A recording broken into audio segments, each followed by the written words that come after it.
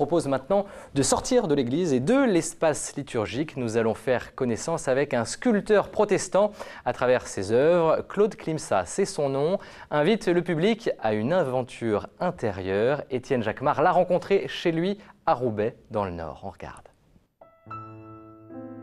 Du bois, du bronze, de la pierre, de l'acier, de la cire, du grillage. Claude Klimsa utilise toutes sortes de matériaux pour exprimer son art.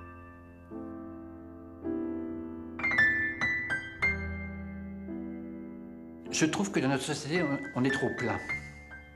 Et donc, le vide, pour moi, c'est quelque chose de très intéressant au niveau expression. Par exemple ici, le vide dans ce personnage permet le passage de la lumière. Et cette lumière rappelle le texte de Jésus qui dit « Je suis la lumière du monde ». Et ce n'est possible parce qu'il y a du vide. Autre élément, par exemple, c'est le fait que grâce au vide, cette œuvre, ce profil interne, est immuable. C'est-à-dire, je ne peux pas le taguer, je ne peux pas donner des coups de marteau dessus, ça ne sert à rien. À l'automne 2012, ce Christ à la main basse en acier est installé dans les jardins de l'archevêché de Lille. Une commande de Monseigneur Ulrich qui aperçut dans cette œuvre un visage contemporain du Christ. Il n'est pas transparent, mais il faut le chercher. Lui-même n'est pas transparent, mais il n'est pas visible au premier coup d'œil. Il est visible par un effort et un discernement de la foi. Et donc, il ne remplit pas tout l'espace. Il n'occupe pas l'espace de nos vies d'une façon excessive. Il l'occupe dans la discrétion et dans la demande d'une parole échangée. Moi, ce qui m'intéresse le plus dans une œuvre, contemporaine ou pas, c'est sa profondeur, et en particulier sa profondeur humaine et spirituelle.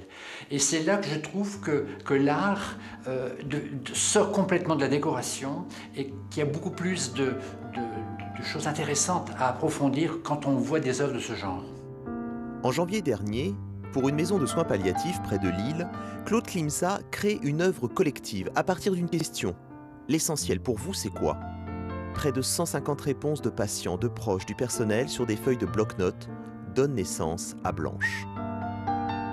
Tous ces essentiels-là, oui, c'est ce qu'on vit tous les jours ici à la maison médicale. Donc